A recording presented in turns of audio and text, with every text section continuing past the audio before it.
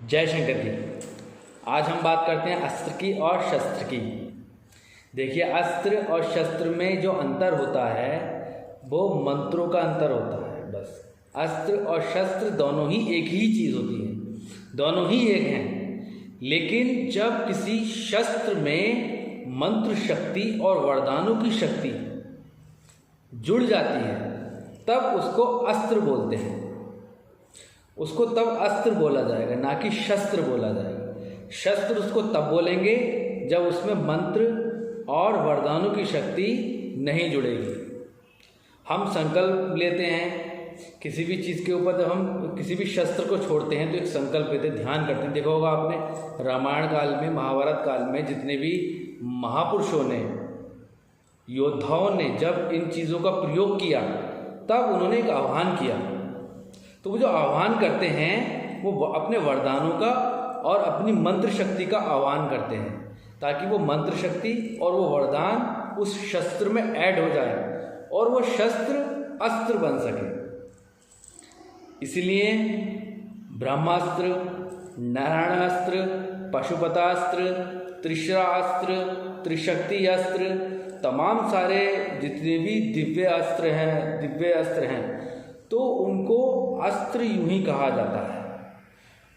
कोई भी साधक इसकी तपस्या अर्जित करके किसी भी देव से वरदान लेकर के शस्त्र रूप में इसको कार्य में ला सकता है, अर्थात अपने हिसाब से कार्य कर सकता है।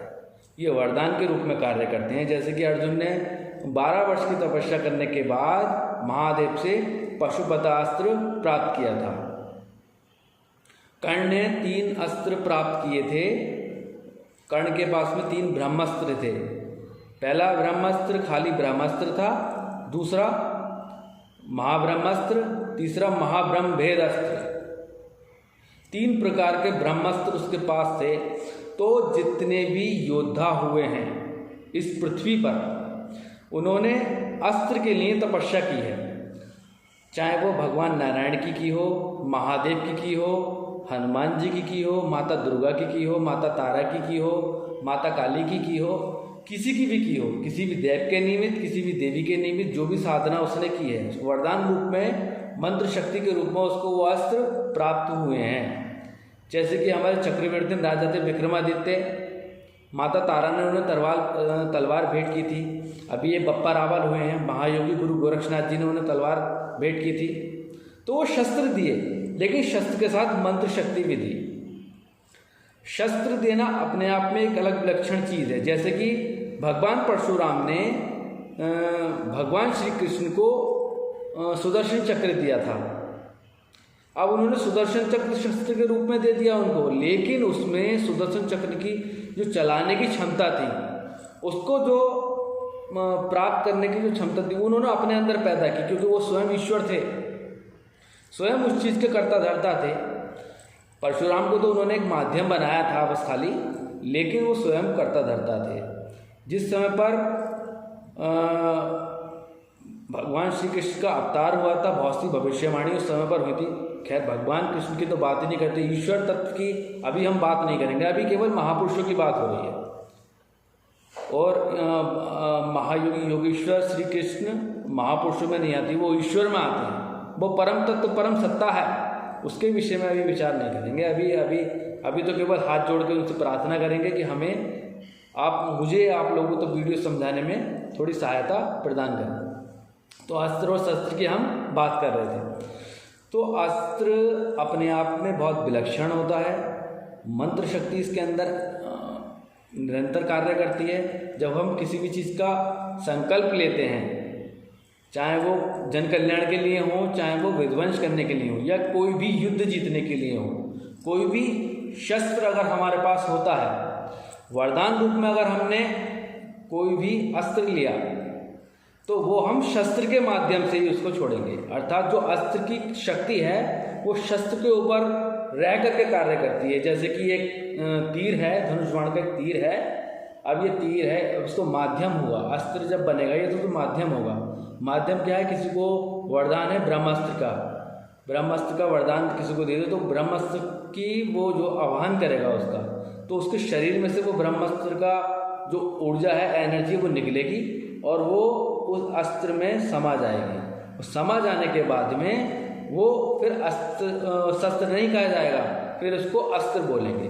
उसको बोलेंगे ब्रह्म अस्त्र, नारायण अस्त्र, त्रिशरा अस्त्र, पाशुपता अस्त्र, त्रिशक्ति अस्त्र, तो ये सब बोलेंगे। अलग अलग देवी देवताओं के जो मंत्र हैं, जो उनके वरदान हैं, वो जब किसी शस्त्र में ऐड हो जाते हैं तो उसको शस्त्र न बोल करके अस्त्र बोलते हैं। शस्त्र हम उसे बोलते हैं जिसमें किसी प्रकार की कोई मंत्र शक्ति, किसी भी प्रकार का कोई दैविक वरदान, देवताओं से, ईश्वर से जुड़ी कोई भी मंत्र शक्ति, वरदान नहीं होता है, केवल स्थूल रूप में चलाया जाता है। जैसे तलवार है, त्रिशूल है, और फरसा है, और चाकू है, छुरी है, जो भी हम उस अपनी भाषा में उसको कह सकें, वो सब शस्त्र में आएगी। अस्त्र में केवल वो चीज़ आएगी जो दैविक वरदानों से ओतप्रोत होगी, दैविक तत्वों से, ईश्वर की शक्ति से ओतप्रोत होगी, उसको हम अस्त्र ही बोलेंगे। यही भेद है अस्त्र में और शस्त्र में। आज का भी मनुष्य अस्त्रों को, दिव्य अस्त्रों को प्राप्त कर सकता है, इतनी विलक्षण क्षमता आज के मनुष्य में है। और कलयुग के मनुष्य में तो इतनी विलक्षण क्षमता है कि मात्र 12 दिन के अंदर अंदर बहुत सी शक्तियों का केंद्र बिंदु वो बन सकता है। अगर अपनी क्षमताओं की अगर हम बात करें तो हमारे अंदर इतनी क्षमता है, कलयुग के अंदर इतना वरदान है। कलयुग को ये वरदान मिला हुआ है कि कोई भी धर्म से रिलेटेड, धर्म से के माध्यम से जो जुड़ाव होकर के ईश्वर की तरफ चलता है, वरदानों की तरफ चलता है, तो निश्चित सुनिश्चित ही सफलता का माध्यम वो बनता है, निश्चित ही सफलता उसको मिलनी होती है। लेकिन जितनी तेजी के साथ में वो आध्यात्मिक प्रगति करेगा, उतनी ही तेजी के साथ में वो आध्यात्मिक दुर्दशा का केंद्र बिंदु बनेगा, उतनी ही तेजी के साथ वो नीचे गिरेगा। कलयुग में जितनी तेजी से अध्यात्म व्यक्ति ऊपर उठता है, उससे दुगनी तेजी से नीचे गिरता है।